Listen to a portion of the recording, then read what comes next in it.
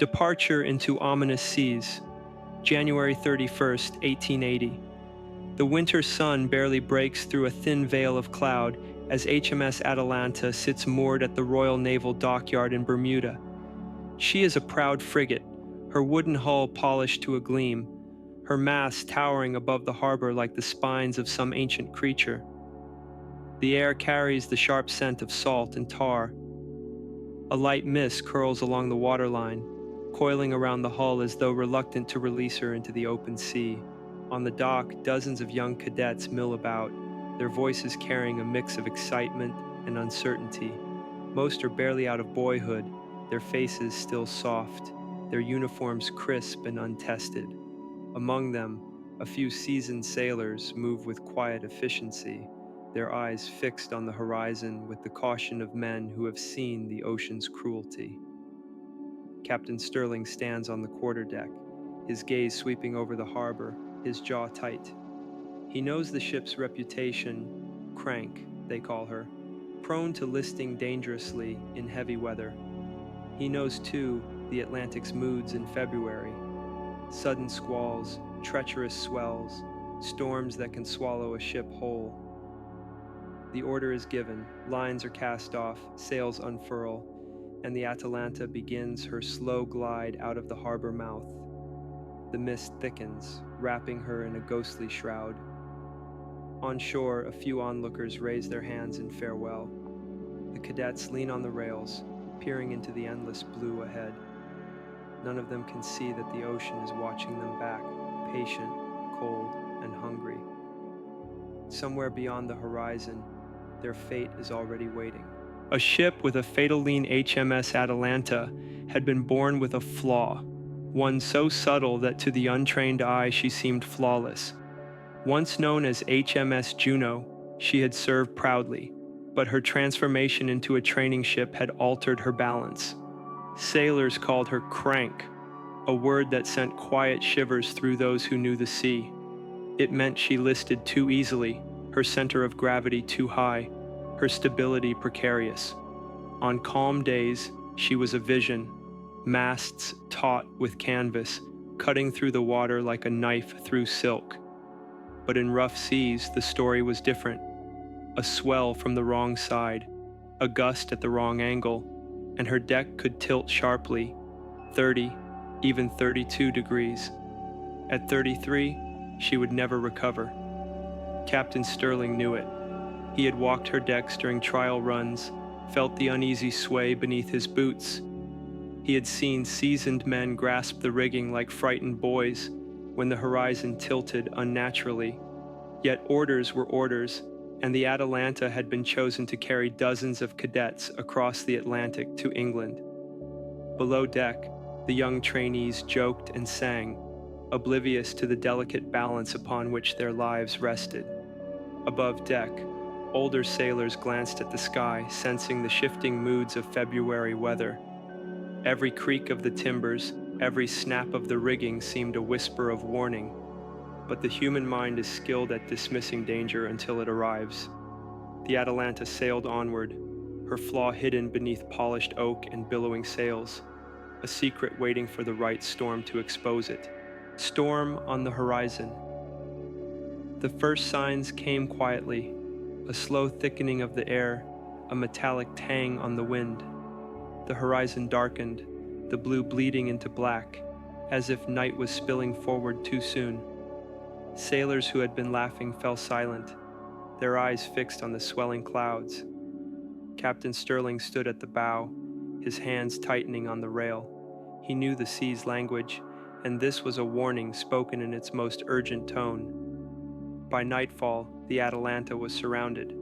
The wind rose in a howl, tearing through the rigging like the scream of something alive. Waves climbed higher and higher, their crests tipped with foam sharp as teeth. The deck tilted, then lurched, sending cadets scrambling, clutching whatever they could. Rain fell in sheets so thick it stung the skin, blinding those who tried to look ahead. The ship groaned, timbers bending under the weight of the storm's assault. Above, the sails whipped violently, some tearing loose and vanishing into the night. Lightning flashed, burning white shapes into the eyes, a mast swaying dangerously, a cadet frozen in terror, the captain shouting orders no one could hear over the chaos.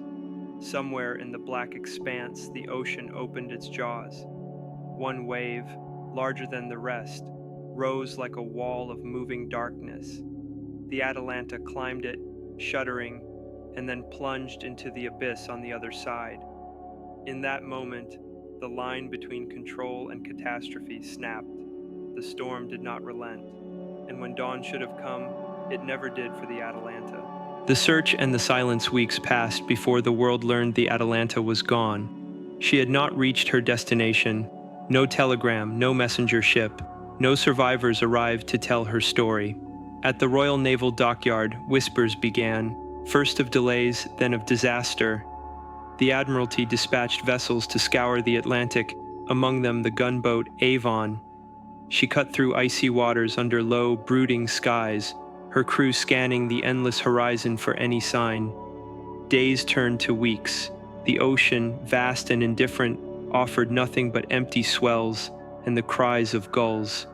Near the Azores, a grim discovery surfaced, fragments of timber, a splintered barrel, and a section of mast, all weather-beaten and salt-stained. The crew pulled them aboard, touching the wet wood as though it might speak, but it told no secrets. There were no lifeboats, no bodies, no floating signals of distress. The Atalanta had been erased, as if pulled into another world. Sailors exchanged glances heavy with the unspoken. Storms destroy ships, yes, but they rarely leave so little behind. The Avon turned back, her decks silent. Men stood at the rail, watching the gray water trail away, each one imagining the fate that had swallowed an entire crew without a trace. In the official report, the words were simple: presumed lost at sea. But in the mess halls and taverns, the story was different. The Atalanta was not merely lost, she was taken as cadets in peril. Most of Atalanta's passengers were not hardened sailors, but cadets, boys sent to learn the ways of the sea. Many had never faced a storm beyond the safety of a sheltered harbor. Their training was meant to harden them, to test their courage, but nothing in their lessons prepared them for what awaited in the mid-Atlantic. When the storm struck, they hesitated. Orders to climb aloft into the rigging went unanswered by more than a few.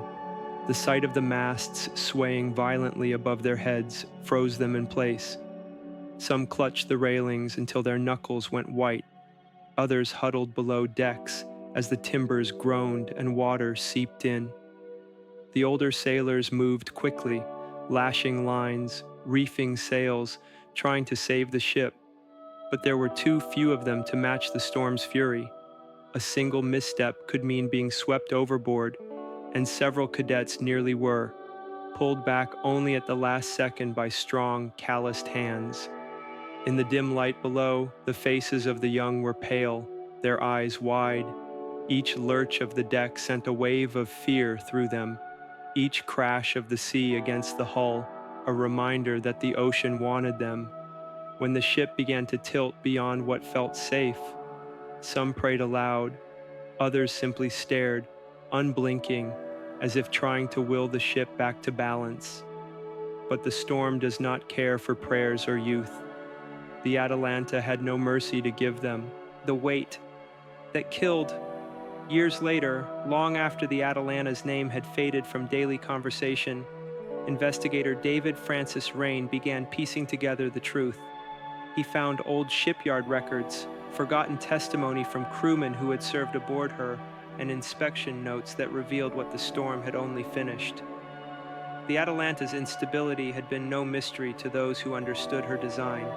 She was top-heavy, her ballast insufficient, her masts too tall for her beam. But worse still, Rain uncovered evidence of an experimental Nordenfeldt gun, an enormous weight mounted high on her deck. It had been placed there not for combat, but as part of a misguided trial, with little thought to how it might tip the ship's delicate balance. In calm weather, it was only a hazard. In a storm, It was a death sentence. The extra tonnage would have pulled her just far enough to one side that recovery became impossible. When the seas rose and the wind howled, the Atalanta had been doomed before the first wave broke. Rain's conclusion was damning. The storm had not been the sole killer. It was human arrogance, naval bureaucracy, and a refusal to acknowledge fatal flaws. But no official ever admitted as much. The records were quietly closed, the papers filed away. The sea had done its part in erasing her from the surface, but it was men who had built her coffin. Swallowed whole. There are shipwrecks the sea eventually returns, timbers scattered on beaches, bones resting in shallow water, but the Atalanta left nothing but whispers. Divers have scoured charts, plotted likely paths, and descended into cold darkness searching for her. None have succeeded. It is as though she slipped through a crack between worlds. Sailors speak of phantom ships sighted in the distance during storms, their sails full yet silent, vanishing when approached. In the gray of certain mornings, some claim to have seen her, rolling gently on calm seas, a figure on deck watching from the shadows. These are dismissed as superstition by scientists, but the men who have been at sea long enough know better. Ships carry souls, and sometimes they don't rest. The Atalanta's crew, so young and unready, may still wander the decks, bound to the vessel that took them. Perhaps she lies far below, in some trench the light will never touch. Perhaps her masts are tangled with deep-sea corals, her figurehead staring into the eternal night. But in every telling, she is intact, her hull sealed like a tomb, her cadets forever trapped in the moment the ocean claimed them. And if she still sails, it is not across water, but through something far older and darker than the Atlantic. Triangle of Fear. In the decades that followed, the Atalanta became more than a lost ship. She became a legend, another dark entry in the whispered catalog of the Bermuda Triangle. Storms, currents, navigational errors, these were the explanations given to the public. But sailors tell the story differently. They say the triangle watches, it chooses, and once it marks a ship, no seamanship, no prayer, no engineering can save it. The Atalanta's disappearance was not the first, nor would it be the last. Other captains have vanished in the same waters, their courses drawn across maps like threads into a spider's web. To the families of the cadets, the official words brought no comfort. Presumed lost at sea was an ending without closure. Mothers kept uniforms folded in drawers. Fathers left lamps burning in windows. Some believed the boys would return, carried home by some miracle tide. But the sea does not give back what it has taken, and so the Atalanta remains, whether as scattered bones on the ocean floor or as a ghost vessel sliding silently between storms. In certain tempests, when lightning splits the sky and the wind screams loud enough to drown a man's voice, sailors swear they see her. She passes without sound, her sails straining against winds no one else can feel, her crew unmoving, their faces pale and distant. If you ever find yourself sailing those waters and see her coming through the mist, turn away, do not wave, do not call out. The triangle has room for more souls, and the Atalanta will lead you straight into its heart.